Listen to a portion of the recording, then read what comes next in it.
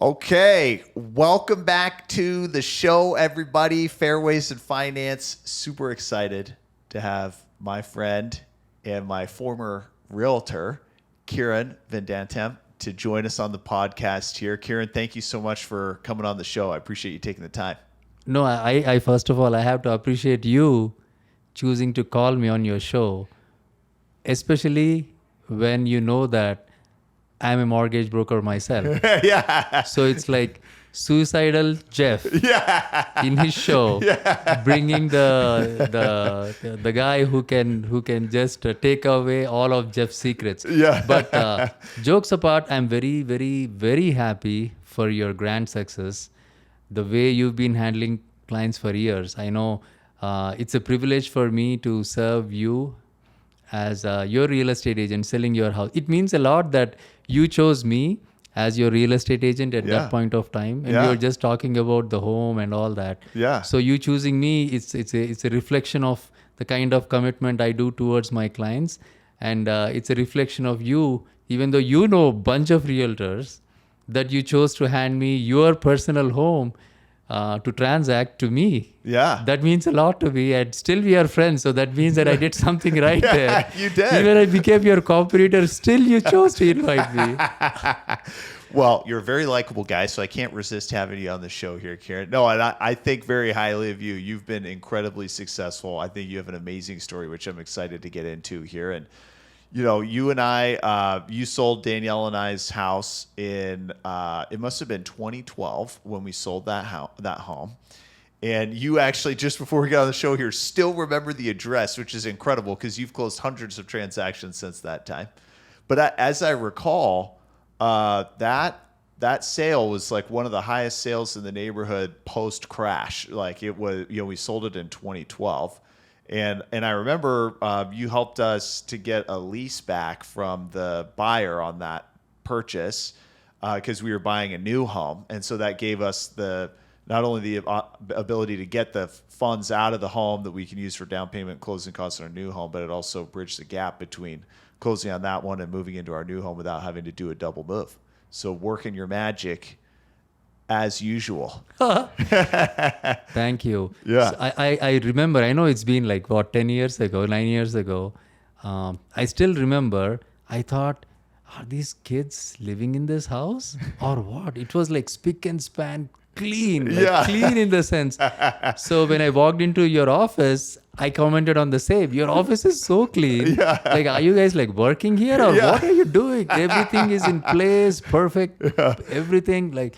And a lot of times when real estate agents are trying to sell properties, the reason the properties sell is because of the condition, the price, and the location. So the condition of how much pride the homeowners carry with their home really reflects in how well the home sells and how well the transaction goes. Yeah. And in your case on Miller Road, it's the same. Like you guys took care of the property, made sure the asset shows so well. It was literally like a model home, right? And that's why people were willing to pay a premium, even though it was a slow market that time. They were willing to just follow your term. You said, we want lease back. They said, okay, lease back. So even in a market like this, we are seeing that happening, especially when the home and the product we are selling carries the pride of ownership with the home. And you and Daniela, of course, I mean, look at what you guys built over the years. Fabulous. Yeah, thank you, Kiran. No, I appreciate you saying that. Yeah, it's interesting how much of a difference that makes, and I think people underestimate that, but it could literally be tens of thousands of dollars in their pocket based on the condition of the home. And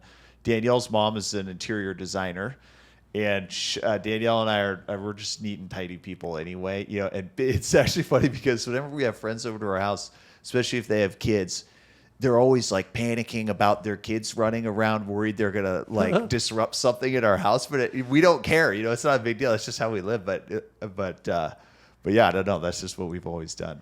So I lived in Arizona since '97. Yeah. And I got invited to lot of parties, Christmas parties and such. I became friends with it. First time somebody invited me for ugly sweater party. I never heard of ugly sweater. Why would people invite for ugly sweater? And then I Googled for ugly sweater back in the day and researched it, and I bought an ugly sweater.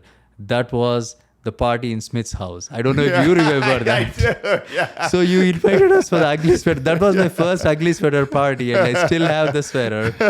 So yeah, thank you for making us part of your family, Jeff. I really mean it from Absolutely, the bottom of my heart. You referred us a lot of business, and then you put trust in selling your house to us, and continuously you invited to parties, and then we still are in touch. So that speaks miles about how well we work with each other, and how much you like my jokes. Yeah, I love your jokes. It's always entertaining. Well, you have an awesome career and story. You're like a natural born entrepreneur, Kiran. I think it's incredible all the things you've done. When I went to visit you at your office a few months ago, you're telling me all these things. You're like, yeah, I own the restaurant right over there and this building and that. And so I want to hear from you. Can you take us through your story? Like, how did you get into real estate, and then you've transitioned into the mortgage world as well to try and take my clients. And so how have you gone through that process, and what's led you to take these steps? Yeah, thank you. You're very generous with your compliments. Yeah. but I can tell you, there is a saying like ignorance is bliss, in the sense that you don't know much, then you're in bliss, right? Yeah. And also similar on the same lines, the more lazy you are, the more things that you try to accomplish in the shortest time that you have. Yeah. So that's exactly what happened with me and my wife, because we both were engineers. We were working at Intel. So as we are working there, before we had our family, me and my wife decided that we are going to be planning to quit this job. And we just have to figure out how to quit it. We don't know how to quit, but we are sure that we want to quit. And in the book that I just gave you, the Cracking the Code to Success, in the chapter, we exactly went through like what our mindset is. The short story of that is, one day when we were we bought a new home on Gilbert and Alma School in German. Yep. We got the landscaping done, but every day we were going to work, and my wife used to work until like 6:37. I used to come home, and by the time we came home, we couldn't see the yard or the plants. It was dark. So that day, my wife said, "I'm going to just resign, and we need to find something." Wow. So I went to like Kumon, Mathnasium, Subway, Quiznos, franchises. We looked at like pretty much all businesses under the planet that we thought we have the ability to do it. Yeah. Then I attended one of the real estate seminars, and I thought this is something that I can accomplish, and I'm interested in real estate. Yeah. So that's how we got our real estate investment started. So before I got my license, I was actually investing myself. Oh, okay. So from that it evolved. Right now we have other businesses. As you know, we own a real estate brokerage. Then we added we had 30 agents at one point of time. Yeah. And then we had to take a U-turn on it, saying that I don't want this big of a team. I like it to be small. I don't like it to be growing too fast, and I don't want it to be big. So then we went into mortgages, and thankfully whatever we touched turned to gold, because of the fact that we had loyal customer base following us, and people seem to like what we offer, even though we are just dime a dozen among real estate agents in the valley. Still people keep coming. Yeah. Mortgages, same thing, still people keep coming. We offer pretty competitive pricing. We offer similar service. Like if they stack me with somebody else, probably we are neck to neck, but still people seem to like us and choose us. So we stuck to that.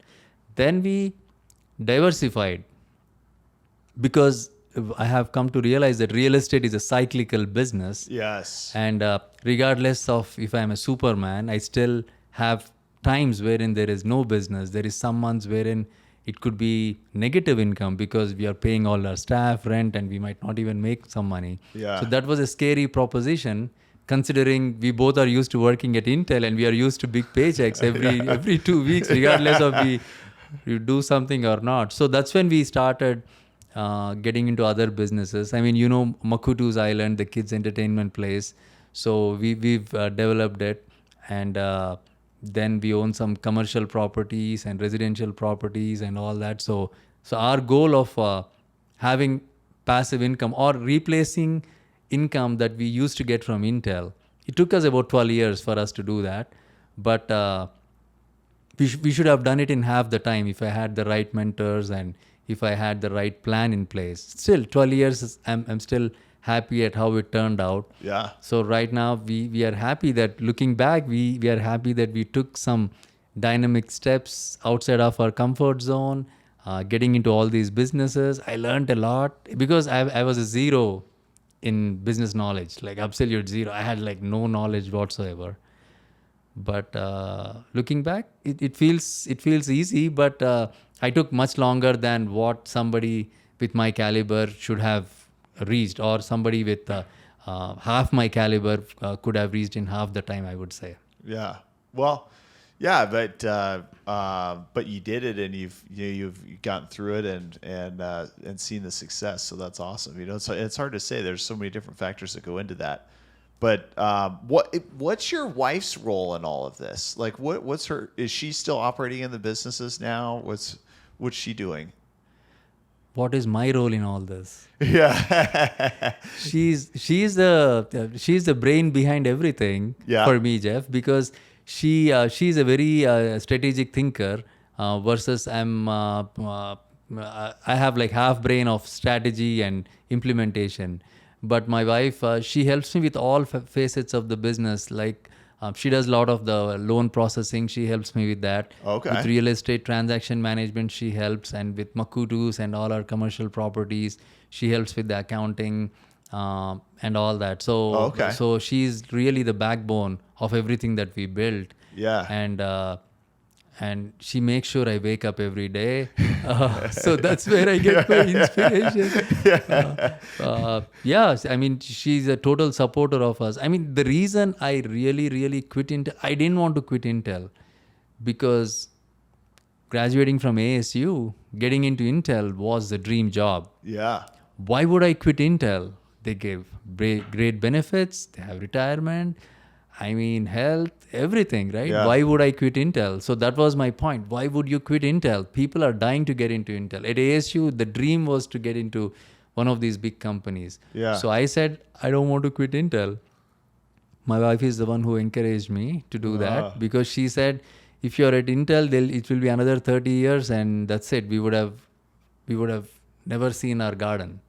So we have to plan for it, and she put a plan together, and I implemented it. That's really cool.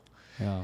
Yeah, I think about my wife Danielle. She and I have been working together for probably around 5 or 6 years now. That she's been involved with the business. I guess if Chloe's, 5 years. And once Chloe was old enough where we could take her to daycare, then Danielle started doing some work in the business. But it's worked really well having her involved in the business because we think in different ways. I don't know if you've ever read the book Rocket Fuel, but like I'm the more visionary person and I want to do like this, and this. I'm like, let's go do these amazing things. But then it's like, well, how do we actually get it done? And like Danielle's really good at figuring out, okay, how do we put this into action? What's the plan to get it done? And she's super efficient with the way she gets things done. And I'm more a little bit squirrel mentality. I'm kind of going here and there and everywhere. And so that's been a really good dynamic for us. So it sounds like you and your wife have a similar dynamic. It's the same because we both think different. I think that's a great combination to have a differently thinking spouse. Yes. And it works perfectly for us. And in fact, extending it one more arm, I would say I've had my executive assistant for almost 14 years now. The same person. Wow. So even they think different from me, and I like it. And I think having our team which thinks different is so important. If everybody thinks the same, then the boat is not going to have the same balance that we kind of see right now. So having people with different, that's why, I mean, as some of the stuff I learned from Intel and the background there, right? They teach you on all this corporate. They talk about diversity, right? People needs to be from different backgrounds, different colors, different age groups. Like you should have this percentage of women, this percentage of African American, this percentage of Asians. All that provides such a natural balance to the businesses, just like how it provides balance to the nature. So our teams, having a good, well-balanced team with different skill sets and ideas and families with different ideas is really, really important for the success. Yeah, yeah, I agree. I agree. We've seen the same thing in our family and in our business too. So tell us about like your businesses in real estate and mortgage as they stand now. Like, what does your real estate company look like, and then what does your mortgage practice look like in terms of production you guys are doing? How many people you have on your staff? Yeah, I mean, mortgages, we had a boom, as you know. I've had my mortgage license for 9 years now. And out of the 9 years, the last 2 years is where we really started to do mortgages. Last year, we closed 82 million with 218 loans. Nice. So it's more than a loan a day. When you put that into perspective, we only work 5 days a week. So that's a lot of loans for us to handle. Yeah. For a new company with a setup, and since I am the broker, pretty much we are able to contract with the banks directly. So we have the mortgage system set up like that. With real estate, we had our glory days before, but last year we did about 70 transactions. Nice. And it's a good mix of listings and buyers, but we are more listing focused. And buyers, I have Chetna, who is our showing agent. Okay. And she goes and shows homes, and she does a fabulous job. I mean, of course, my team is like really, really top notch in the sense that they, with the limited volume we do, of course, our volume is much lower than big companies like yours. But whatever we touch, we are going to make sure that we give as good of a service like any other big companies like yours. Yeah. Yeah. That's awesome. So I would consider our business as not too big or not too small. We are right in the middle, and we like to keep it that way. And we don't want to grow very fast. We don't want to grow to like crazy volume. Yeah. So so we are at the perfect balance right now, and I hope to keep it this way. Yeah, that's good. That's a great place to be. So, what do you think are some of your best lead generating strategies you've used over the years? Your best marketing strategies. Like, how have you been able to grow your practice? How have you been able to do more transactions and build? I've never done any cold calling at all. So I'll tell you what I don't do. Okay. I don't do cold calling. Yep. Then I never initiate phone calls to customers that I don't know at all. And then I also don't call any of my existing clients. The only way I get my business is with my partnership with other professionals like insurance agents. Okay. I have a group of insurance agents who refer me business, financial planners, then CPAs. Yeah. Those are the people who funnel me business, and then repeat business from my existing clients. Okay. So I have few clients who've been loyal with me for years in the sense like literally their kids are now buying homes. So their kids' friends are buying homes, and they are doing refinances and all that. So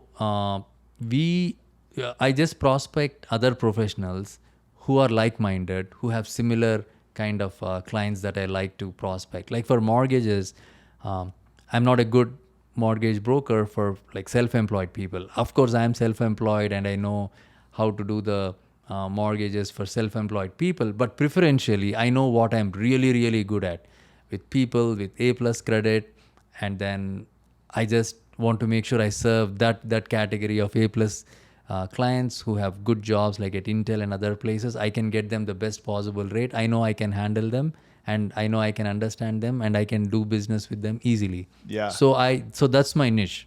Yeah. So I go after my niche, and then I stick to my niche. If somebody calls me and says, hey, can you do a VA loan? I know how to do a VA loan. I've done VA loans, and they are easy, I know. But then I don't want to like either mislead the clients into believing that I'm an expert at that, because there could be a lot of nuances with the VA loans. There could be a lot of specials going on. Yeah.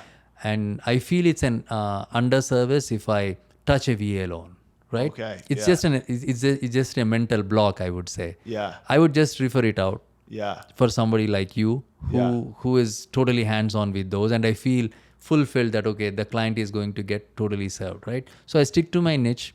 That's my lead generation program. Basically, I stick to my niche and I do an outstanding job with whatever business that we get. Yeah. I love that. And then I go after professionals who have similar clients like what I described, which I like. So then with professionals, they keep funneling us business all the time. And for good or worse, I keep track of the score, in the sense that, okay, if that client gives me, if a CPA gives me 10 buyers, then I make sure and I make an extra effort to farm my database to give them at least 10 or more. I always want to make sure I have a better score than them. Oh, okay. So I make an intentional effort trying to find people to find for tax filing. People who moved to the state recently, they don't probably have a CPA in Arizona who is licensed, right? Yeah. So I proactively reach out around January saying that, okay, I know this accountant, you might want to reach out to him. He does a good job. So that keeps my relationship going, because any relationship, just like a family relationship, is a give and take. If I just take and not give, it's not going to work, right? Yeah. So with professionals also, it works perfect, because even professionals want to refer business out to people that they don't hear back any complaints about. Yes. Like if somebody refers me a business, they don't want to hear back that the customer is saying, oh, you referred me to Kiran, he did this, blah, blah, blah. They don't want to deal with all that BS, right? Right. So yeah, I mainly I try to stick to financial planners, CPAs, is where I get a lot of my business with. That's awesome. I've had a decent success with some architects, and even my landscaper gives me a lot of business. So I thought maybe landscapers are good also. Yeah. So, but then sometimes it doesn't fit my niche. So I try to stick to the niche customers. Okay. What percentage of your business do you think comes from business people? I would say 50% comes from them, Wow. and the other 50% comes from repeat referrals. Okay. In fact, it sounds so arrogant when I say this, but if somebody calls me out of the blue, let's say they call me out of the blue and say, hey, I want to buy a house here, or can you tell me your rates? First of all, I'm taken aback. Who is calling my phone number out of the blue? Yeah. Right? Somebody has to refer me. There has to be a point of reference for me to connect. Either they should have said, oh, I saw you on social media, I listened to that podcast, or I listened to that video, or there is a customer who referred you help my friend, or you help my brother, or my accountant told you, or my financial planner told you. There should be a chain as to how they are coming.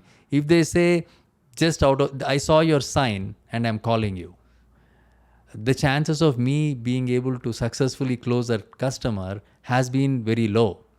Yeah. Because there is no point of reference. I have to start from ground up, wherein I have to first build the trust.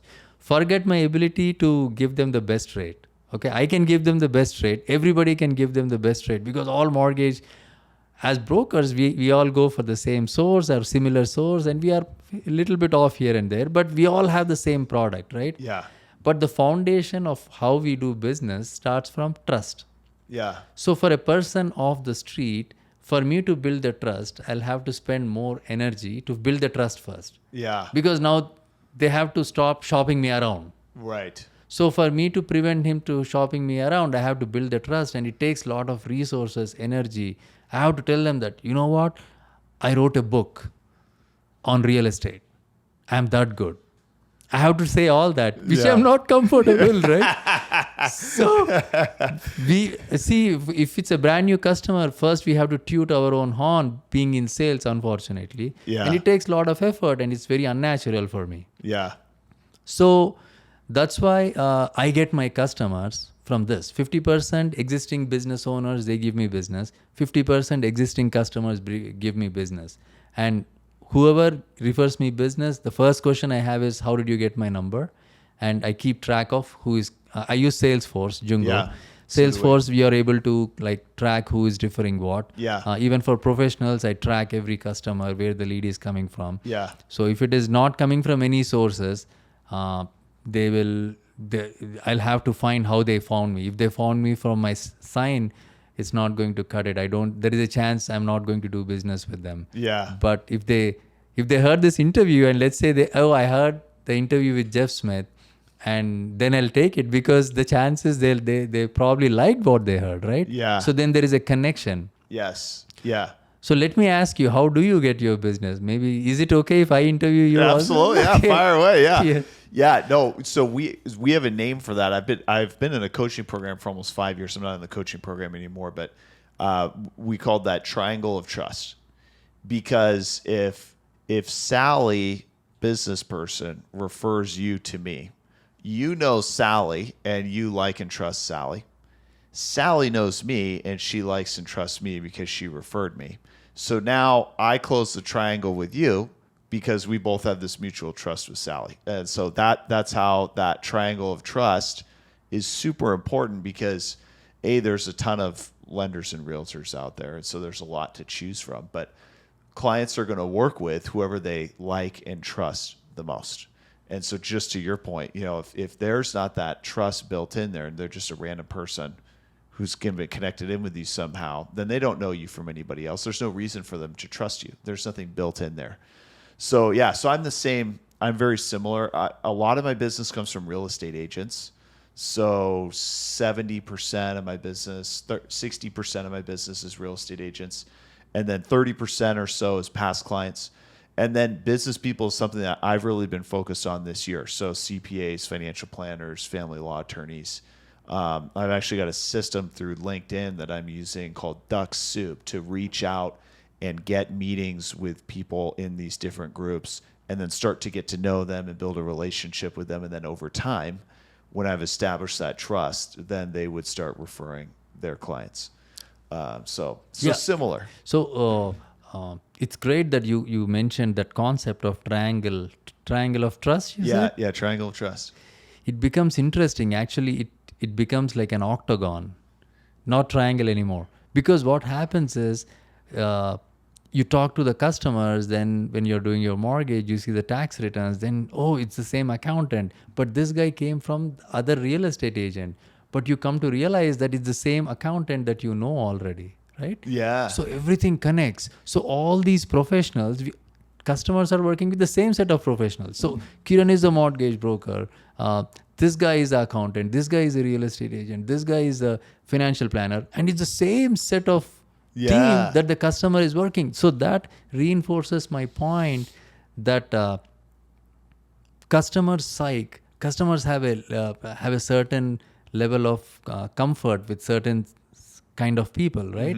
So there is like disc profile and all that. Yeah. So these customers, if they are liking these people, that means the chances that professional is going to work who is at the same caliber level and same kind of work environment. Yes. So it works out so well, hand in hand, literally. Yes. With this triangle of trust concept that you mentioned. Yes. It's very interesting. Yeah. For small businesses, that's how I think that's the. I feel maybe I should say this or not, but I think this is the only way.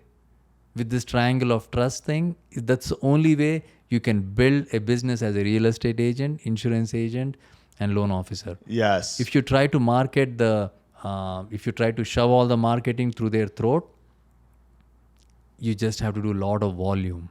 Yes. Humongous volume. Humongous.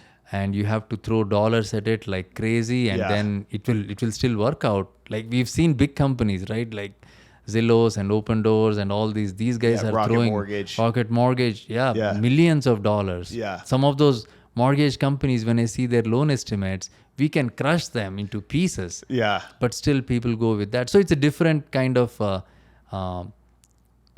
clients. And like I said, I stick to my niche, and I don't even try to get new business from virgin environments. I Yeah. try to stick to my Yeah. my niche and my clients. Well, that's super smart though, because then when you're staying within a niche within your industry, then you have become an expert on how to work with that specific client. And so from an efficiency perspective, super efficient, because you're not having to all of a sudden hit pause and be like, okay, well, let's figure out how we're going to put this together, because you're working in a very specific niche. So it's like, okay, we do A, B, C, D, and then it goes through and closes. So it makes it much more efficient for you, which is awesome.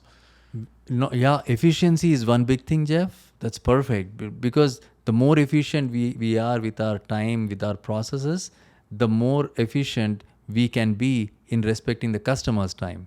Yeah. Because if one customer is dragging, sucking 2 or 3 hours of your time because you're yet to build trust, you're trying to build the trust, you're trying to explain the process, you might as well serve some other customer with the need and maybe give them a better loan program or a better rate, or use your brain power to strategize on how best to do the refinances or when and all that. Because end of the day, I mean, we don't have like 36 hours a day. We have 8 to 10 hours of our day to work, and now we have hundreds of phone calls that we have to field and so many text messages. It's interesting.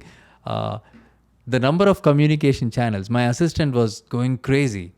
She's like, where did you get that information? I get Facebook Messenger, Instagram Messengers, then WhatsApp, then text, then emails, and then our website contact us form. 6 different channels with totally different message coming from here, and we are unable to like centralize everything into one, right? So we have Salesforce, all this. So imagine as a professional, we are trying to service all these customers, and we have to treat every customer as if they are the only customer for us for that day. Even though you're talking to the 12th person in the last 30 minutes.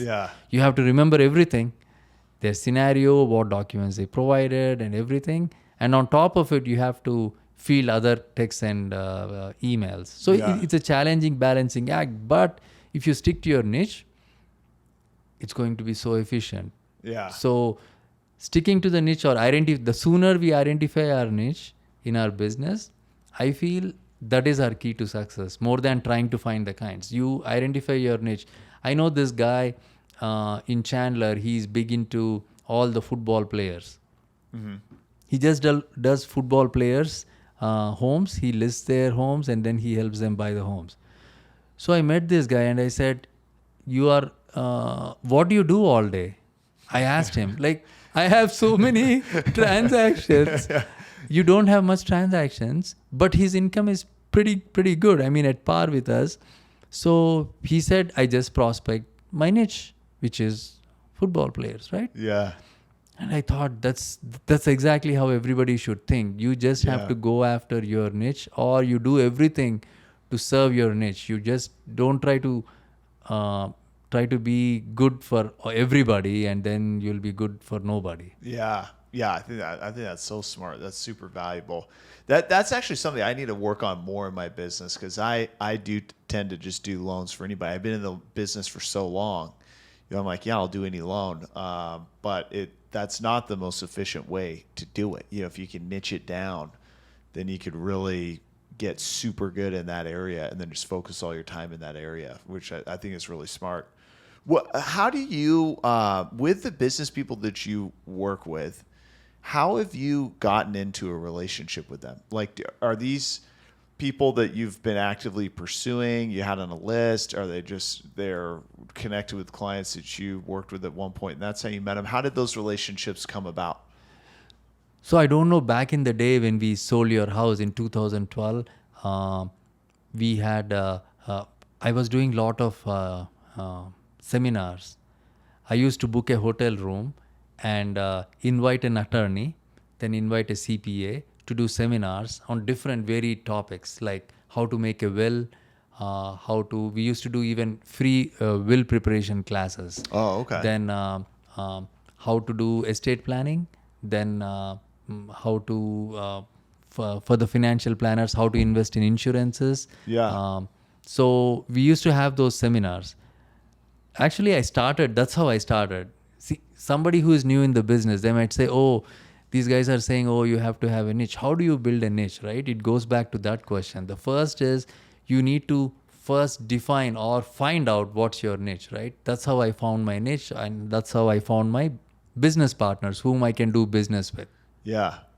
So I went to this attorney, Robert Eckley. I don't know if you know him. No. He's a very big attorney in the Phoenix area. I mean, he has pictures with the president of the country and all Oh, that. wow. So he's a like real big shot. Okay, he's a big shot attorney in the valley. So I went into the there was like a Phoenix Business Journal. I just looked up who are like the top attorneys for real estate, like really top. So I never thought he can be approachable because here I am, the guy with thick Indian accent and no background in real estate. Why Yeah. would he even talk to me, right?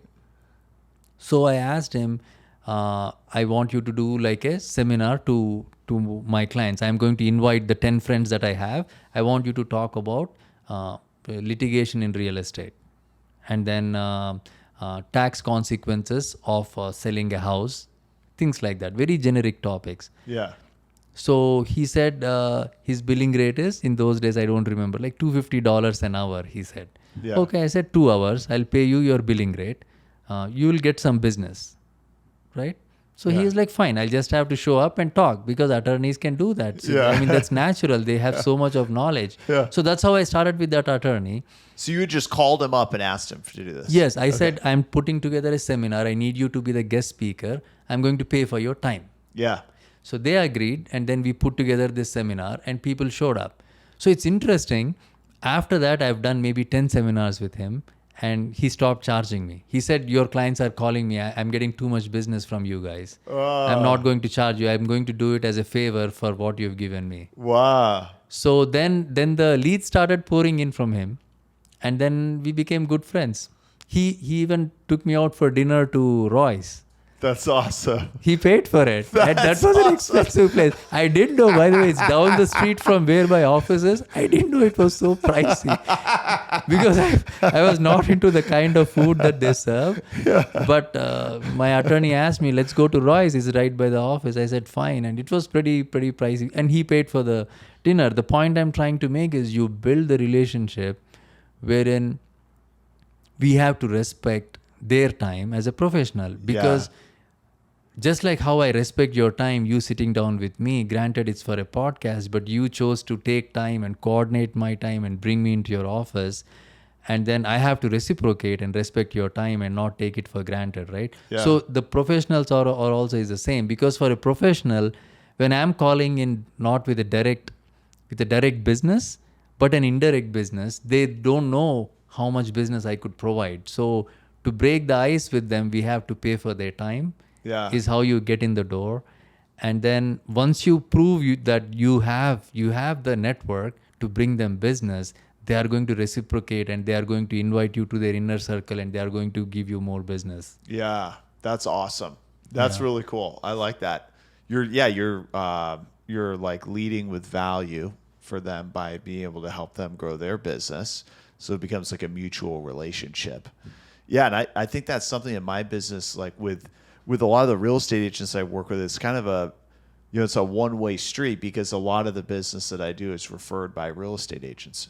But the problem with that then becomes I don't have a way to reciprocate with the real estate agent, because I'm not doing a lot of direct client generation. I'm working all referrals, and if 70% of it comes from real estate agents, and then 20% is past clients, well, that 20% of past clients were referred by a real estate agent.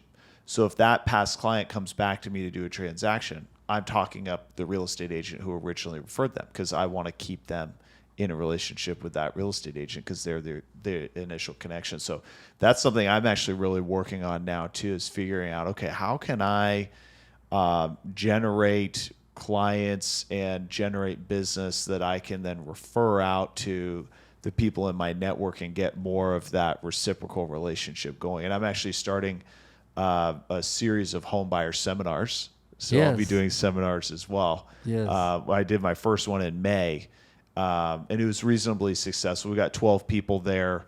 We advertised it all on Facebook and everything. I didn't know any of the buyers who were there. I pre-approved 2 of them. I've got one of them submitting an offer this week, who I was able to refer to one of the real estate agents that I work with, because he needed a realtor. So then we've got like close to 70 people RSVP'd for a seminar on Thursday. But that's interesting how you've done that. So yeah. So do you find that you're referring out a lot to the people in your network? Yes, that's my goal, to refer out people, because when I am closing, like I said, I don't do outbound calls to strangers, right? Yeah. So the people that I pick up the phones and talk to are the people that I have some connection about, right? Yeah. I typically ask them, hey, do you have an accountant? Do you have like a financial planner? Do you have a real estate agent that you always go to? If they say, yes, I have a real estate agent, I said, what's his name, right? So then I use my conversation to get in touch with the real estate agent, because I'm enjoying working with this client. The chance of that realtor would be comfortable with me is pretty high compared to a realtor who is just off the street. And then, of course, we have to be very cognizant of our time. Then I have to tell you another secret, that I'm going to, when I get the realtor's name, I'm going to check their production. Yeah. If they are high producing, is why only when I go try to talk to them. If they are not high producing, I don't waste my time with them. When I say waste my time, because there is a lot of unless you're doing something regularly, unless you do have volume, you tend to forget it. Yeah. Right. So I play ping pong with my son. If I don't play for a month, he is going to kick my ass. Yeah. Right. Yeah. So you have to play the game regularly to be a winner, or like you'll be wasting your time playing with a weaker opponent, right? Yeah. So you need to have the right match for the professional also. So I want to have a match with professionals who not only like the same client, but who has a level of production as me, Yeah. or somebody who has the caliber to step up and give the production like me. Only then, when I refer them a customer, will they be able to stand up and serve them right. Yes. So picking the right professionals in our circle is so important. I think for us, especially who are in the mortgage, real estate business, Yeah. Yeah. That's awesome. we can do a deep dive on so much on the psychology as to how customers pick us too. It's interesting. Customers also are trying to work with people that their friends worked with. So they're always talking to their friends, saying, hey, whom did you use for mortgage or insurance and all that? They tend to use for that. So we have to be top of the mind for them, for everybody. Yeah. Because people buy homes once every 7-8 years. They forget our name. I mean, you have a good, easy name, so I don't think you'll never have a problem. It's a forgettable name. Yeah.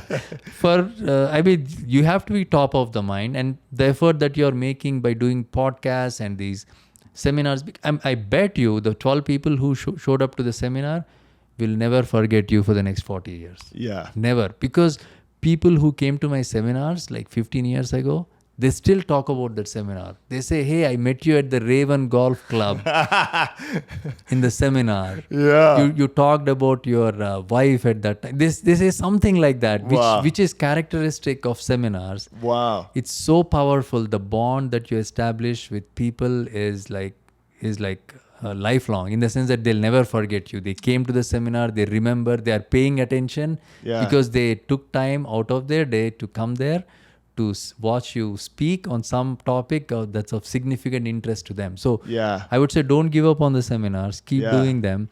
Keep inviting guests, I would say, like invite an insurance guy or financial planner and kind of combine it so that it's a wholesome topic, like free home buying plus how to invest on your first home, so that you'll have a combination of people, is my suggestion. Yeah, that's suggestions are easy, but pulling off a seminar is a lot of work. Yeah, it is a lot of work. It's interesting. You mentioned like the psychology of that. I think that I'm always surprised how much personal relationships still matter in business, and like all different kinds of businesses. Because I guess the economy, like as a whole, it's all just interactions between people. Like we might be doing business at Starbucks or whatever, but it's the people at Starbucks that we're doing the business with. And so the relationships, the impact that is made if you host somebody at a seminar, that impact can carry on for a long period of time. It's interesting how much personal connections still matter, even though we have these other tools like social media that can make it maybe a little less personal in some interactions, it still does come down to a personal connection and referral, because a lot of people are depending on others that they know for recommendations. So I'll tell you one more thing. See, personal connection, forget the Costco's, Walmart's, Rocket Mortgages, the big companies, right? Place them to the side. The only thing that people want doing business with real estate agents, the same set that I told you, real estate agents, mortgage brokers, insurance agents, financial planners, CPAs, for them, it's just how likable you are to them. Yeah. Product, because the reason I say that is people say, hey Kiran, I got this price quote from another agent and I want to really do business with you if you are able to match it. I really want to do business with you. So I look at it and I can beat it, but just to test it out, I even told people I can do the same, but it will be $650 more. I just want to test if they'll do it, because $650 for a person who is making $150 a year is really nothing. Yeah. It's $650 more. Will you do business with me? They agree. So that proves a point. I'm not trying to make $650 more, but I'm trying to just do an experimentation on my client base to see how strongly do they like me. Yeah. So as soon as they agree, they say, okay, I'll do it. And then when they see the settlement statement, I'm not going to charge them extra $650. I'm going to just match everything that they had. Now we are over delivering, right? Yes. So now you know the customer trusts you. You have to go out of your way to make sure that they are going to save money and they are going to see that you saved money. And once you, lot of times customers don't even notice that you give for $650 less. So you as a professional have to remind them and tell them, hey, you know what? You remember that conversation? I made sure that I matched it. You are not paying $650, because people don't even check the settlement statement. Yeah. They are in the excitement to get it done. And that's why a lot of mortgage brokers get a bad rep, wherein they'll say, oh, they squeezed in another $2,000 and last minute, blah, blah, blah. That's why we have all these CD rules and all that, right? Yeah. They have to sign 3 days before and all that. Yeah. What do you do to stay in touch with your past clients? How do you stay top of mind with them? Yeah, that's where my handicap is. I'm not doing as good of a job as I have to. See, just if I count the number of families that we did business over the last 15 years, it comes to around 1,600 families. So there is no efficient way than having belly to belly or face to face with our customers, and interacting with 1,600 customers is a big task. Yeah. So I'm yet to figure out a smart way to do it. Maybe try to call them or text them. Oh, one thing I do. So on my calendar, when you ask me, how do you remember Jeff's, like we sold your house, how do you remember my home address also? Yeah, which is unbelievable, by the way. I'm going to tell Danielle about that when I get home. That's amazing. So I remember it's 2940 Miller Drive. I remember. Yeah. The way we do it is, okay, I have my calendar. As soon as we do a closing, my assistant creates a Google Calendar with the property address, the phone number, and the date we closed. So every day, and it's like repeated, right? Repeated yearly. Yeah. So it syncs to my Google Calendar, right? I open my Google Calendar today. So today, literally, I can see whom all I closed in the last 15 years. Oh, that's awesome. And there is always people that I closed today. See here, you see purchase anniversary. I have it, and it shows the person's name and their address. Yeah. So that's how I remember the names and all that. That's awesome. So simple. And then, okay, I know, okay, this guy I closed in 2016. I call them. Let's say I call them right now, right? They'll be shocked. They'll be like, literally, they'll fall off their chair. If I say, congratulations on your anniversary, they're like, what anniversary? Yeah. Your home anniversary, you closed in 2011. Yeah. 11 years ago. They'll be like shocked, and they'll be happy that I remembered. Yeah. So I implemented that, but then as we got busy, it fell off of the side, but I still have it, and I can start it at an instant, wherein we have to keep doing that. So staying in touch with the past clients is like the low-hanging fruit that, including myself, I'm ignoring. Yeah. And the clients who are listening to me right now, I want them to know that they are not forgotten, but know that I'm getting old and lazy. That's the only excuse, right? What's our excuse? I'll share with you the best post-closing marketing piece that I send out. And this goes nicely hand in hand with the personal connection relationship discussion we've just been having. So this is called Letter of the Heart. It goes out to all of our past clients every other month. I just finished the Letter of the Heart for this month yesterday. So Letter of the Heart is a one-page letter that I type up. It's 70% personal, 30% business. So I'll give an update on what our kids are up to, what Danielle and I have been up to. I always try and share some kind of like personal challenge that I've gone through and how I overcame it or what I'm doing to work through it. And then I'll give them like a short update on what's happening in the market. And then we print the letter with like our branding and stuff on it, and 2 photos of our family gets printed onto the letter in color on the bottom. And then we partner with our title company to mail it out. They'll print it, package it up, postage it, and mail it out to our client database. So the 30% of my business that I do of repeat clients, almost every time they will reference that Letter of the Heart. They'll call it a newsletter. Oh, I get your newsletter. Jeff, I'm calling you because I really appreciate you staying in touch. I've been getting your newsletter, and I just really appreciate hearing what you guys are up to and you staying in touch with me. And they say that all the time. So it takes me 1 hour to write that letter, but the more personal it is, I've found the better. Like the more intimate things that I've shared, the better, and the more response I get from my clients. Like I was misdiagnosed with allergy-induced asthma. So I was actually taking inhalers, steroids for 6 years, and I didn't have asthma. Wow. Right? So I told this story in my Letter of the Heart. I must have had 30 clients reach out to me, all sharing similar types of stories. I had clients call me. Like, it was this outpouring as soon as I knew when that letter had gone out, because then the next couple of weeks I got all this outreach. So you could try something like that, because that gets back to that personal connection. Like that letter matters to those clients because they do want to know what's going on in my personal life, because we built a connection when we did their transaction. And you're so genuine when you're talking about this. Even the name of the letter is so like very like sentimental, right?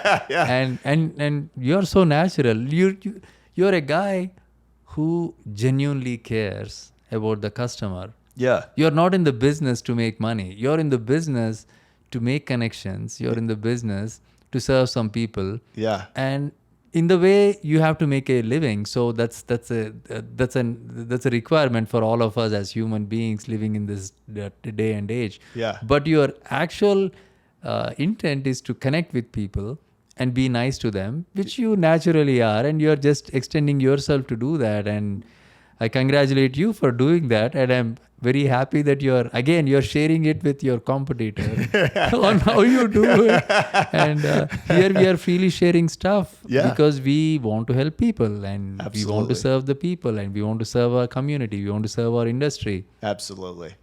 Yeah, it's that abundance mentality that, something that's good for me could also be good for you. And if it's good for you, then it's good for me, and it's not that fixed mindset of something that's good for you has to be bad for me. It could be good for all of us. Right. And so much of what, at least for me, so much of what I've learned in the business, I've learned from other people. I've just copied from what other people are doing. So it's almost also that mentality, just you pay it forward, the things you learn. And it's interesting, Jeff. They used to say knowledge is power, right? Knowledge is not power anymore because knowledge is everywhere. People can go to YouTube and learn pretty much everything from making a bomb to anything, right? So they can learn anything. The power is in being consistent and persistent with the goal, having a goal in mind and being very consistent with actions. Like what you do, how is your day, how is your schedule, how do you plan your day, how you plan your weeks, do you have a goal, do you have a vision? Yeah. And doing it consistently is power. Yeah. Knowledge, like I can sit here and it happened to me. One of the main reasons why I quit being a real estate broker with big team is I opened my complete playbook on how I built my business with multiple agents who joined my team, right? I gave them everything. saying, okay, this is how you build it. Now you go build it, and then I'm going to keep mentoring you. Yeah. But maybe 60% evaporates in translation, or how I tell them or how they receive it and all that, because there is knowledge everywhere. Now people go like butterfly, they go from here to there to there to there, and you never consistently do the actions that is needed for this business. Yes. This business needs simple actions being done consistently over a period of time. When I say time, it's like years. You have to Yes. do it for like 6 years, then you'll see the big money in 7th year. Yes. Not like you do it part-time now, part-time here and there, Yeah. and then you can't wing it. It's not going to work that way. Yeah. Yes. Yeah, I agree. It takes so much effort to cultivate the business that it doesn't just happen from a few activities. It's like that compounding effect over an extended period of time, like you were saying. Right. Yeah. So what are the biggest challenges you think new loan officers might be facing? Because I know you're building a team, and you already have a good team, and you're trying to build a new team. Yeah. So how does your team, or how are you set up for? A lot of people want to get into mortgages, right? So, Yeah. so you're helping them. Is that right? Yeah. Yes. Can you talk about that? Because I get calls on that all the time. They want to join my team, but I don't want to recruit people. So I want to use this channel to learn and also help the audience. Yeah. Yeah, I think the biggest challenge for new people getting into the business is building the contacts that they need to get the referrals. And so for new loan officers, the first thing they need to be doing is going out and meeting newer real estate agents, because a new loan officer is probably not going to get referrals from a high producing real estate agent. They're going to work with a high producing loan officer who's got a lot of experience in the business. But newer agents are going to get some deals here and there. And every realtor, needs a loan officer that they can depend on to get a deal done. And they're constantly getting asked by their clients for a recommendation to a loan officer. So realtors need to know loan officers and have relationships with them. So for anybody new getting into the business, one of my first assignments for them is you got to go meet 100 realtors, go get 100 business cards. So they've, visiting open houses, going to realtor association events, cold calling, asking anyone in your network of family and friends, what realtors do you know, and then getting a warm introduction to those people. So I think that's the foundation of kind of starting to get your business off of the ground. And then as you start doing some transactions and start building a network, then you can start making relationships with business people, making relationships with higher producing real estate agents. And then they've got to be marketing to their sphere of influence that they've got within their personal network. Everybody who's a friend, family member, coworker at former companies, their dentist, their doctor, their lawn care person, or whoever is in their world, they need to make sure they're in front of all of those people and letting them know what they do and how they can help them. So yeah, I think that's the hardest part, is getting that machine off the ground and running. Because to go from 0 to 3 loans a month is way harder than going from 3 to 6 loans a month. Because once you're at 3 loans a month, you've got existing clients that can refer you deals. When you're at 0 loans a month, you don't have anybody who's referring you deals. Yes. Yeah. Yes. Yeah. Yeah, I think I remember the initial days. There were agents who joined my real estate brokerage, and we fed leads to them. That's a big mistake, actually. We fed leads to them, and they forgot how to get business. Yeah. And then they rely on you to gain leads. And for their own benefit, it will be best if new people try to get to work and figure out and learn how to get leads. Yes. Because once you get leads, you never have to get leads again. You just have to service them, and the business just keeps coming back. Yes, that's right. That's it. No. Well, Kiran, I really appreciate you taking the time to come on the show here today. I know you're a super busy guy, and just all the businesses that you've built and the success that you've had is remarkable. And I can think of almost nobody who's made the jump from real estate to the mortgage world and been so successful at it. And I consider you a good friend, and really glad that we've stayed in touch over the years. So if people want to get in touch with you for a mortgage or real estate transaction, how can they get a hold of you? So if they want to get a mortgage, they need to contact Jeff Smith. I know this guy from Cross Country Mortgage. So don't call me. Don't call me. If you tell them that they heard me on Jeff Smith's show and I want a mortgage, I'll tell them you need to call Jeff Smith. But thank you for the offer. Yeah. For real estate, we serve the East Valley. I have very good agents in the West Valley that I can refer them to. They can go to our website, kiranandkiran.com, KIRANAND, and we'll be happy to serve. And also, thank you for accepting my gift of the book. We gave you my book, and we have the story on it, Cracking the Code to Success. So if you have any questions, call me anytime. I'll be so happy. And thank you so much for inviting me on the show as well. Absolutely, Kiran. Yeah, and actually, one other question. Where could people get the book? It's on Amazon. It's on Amazon. Yes. So Cracking the Code to Success Yes. is the title of the book. That's awesome. right. Yeah, I'm looking forward to reading this. Yes. Thank you so much. Yeah, thank you for the gift. Okay. Thank you. You're welcome. We'll talk to you again. All right, thanks.